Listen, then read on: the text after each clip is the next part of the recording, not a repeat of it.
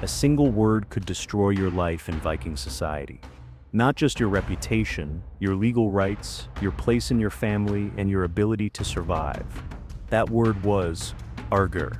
It meant unmanly, effeminate, weak, morally polluted.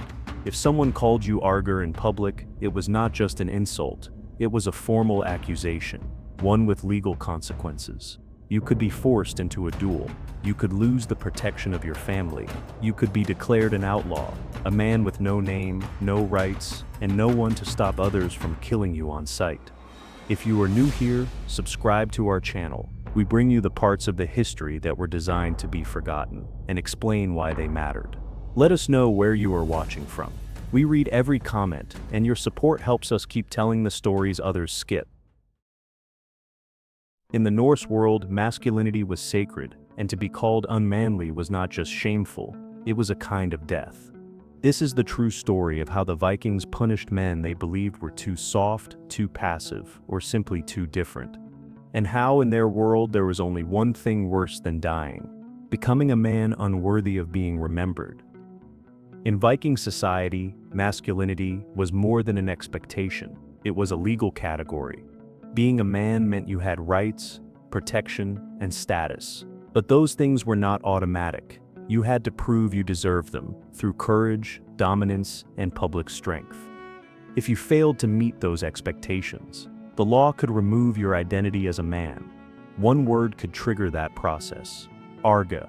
It meant weak, unmanly, sexually deviant, or socially passive. If someone called you Argr in public, it was not just an insult, it was a formal accusation, a legal challenge to your manhood. This was known as a knife, and it demanded a response. You had to accept a Holmgang, a ritual duel held to settle disputes of honor. The duel had rules. 2 men entered a marked circle. They fought with swords, axes, or staffs, until one surrendered, was wounded, or killed. Winning proved your masculinity. Losing confirmed your guilt. But the most dangerous outcome was refusal.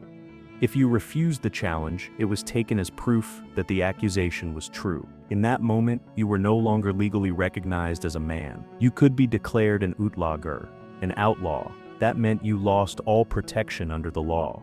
You could not go to the assembly. You could not file charges. You could not stay in your home. No one was required to feed you, shelter you, or speak your name again. And anyone, friend or stranger, could kill you without punishment. To the Vikings, masculinity was not about what you felt, it was about what you could defend. If you could not prove your honor, you lost your place in society. The law treated honor as a form of property, and if you were seen as unmanly, you were treated as if you had stolen it. What followed was not punishment, it was removal.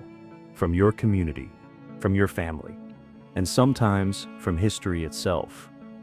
To understand why the word Argr was so dangerous, you have to understand what it meant and what it threatened. Argr was one of the most severe insults in the Viking world. On the surface, it translated to things like unmanly, effeminate, or morally deviant, but it carried far more weight than that. Being called Argr meant you had failed the test of manhood, not just socially, but spiritually, legally, and sexually. The accusation could be vague, but the implications were specific. Sometimes it referred to cowardice, a man who fled from battle or failed to defend his property. Other times it meant a man who behaved in a way considered passive, especially in sexual or social roles. In Viking society, power flowed through action. A man was expected to take charge, to dominate, to assert. Even in sexual relationships, the idea of being receptive or submissive, especially with another man, was seen as humiliating and unnatural. This was not about sexual orientation in a modern sense. The shame was not in desire, it was in position. A man who took the passive role in any setting, battle, sex, ritual, was thought to have surrendered his masculinity, and that surrender could not be tolerated. Another path to being called Argr was sorcery, specifically the practice of seether, a form of ritual magic associated with prophecy and transformation. Seether was commonly practiced by women, but men who used it were seen as crossing a spiritual line. Even the god Odin was mocked in the sagas for practicing seether, because it was considered too feminine, too shameful.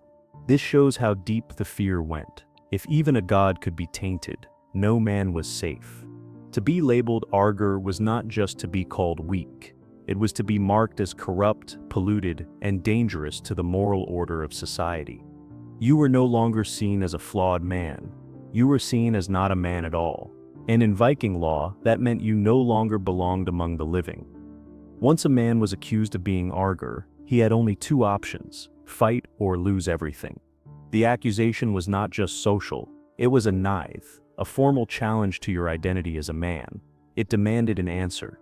That answer came in the form of a Holmgang, a ritual duel meant to prove honor through strength. A real man defends his honor with his body, and if he cannot, he loses the right to keep it. The duel was structured. The two men met in a marked ring, often 9 feet wide. They fought with swords, axes, or stabs, sometimes to first blood, sometimes to the death. The rules varied, but the meaning did not. A man who fought was defending his name. A man who refused had already lost it. If you accepted and won, the accusation was cleared. If you lost or refused to fight, you were no longer seen as a man who could defend his own standing. You were cast out. You lost access to the courts and assemblies. You could not seek justice or return home. That legal and social erasure had a name, and it only got worse from there. In the Vikings' law, the duel was never just a test of bravery. It was the final gate between life and annihilation.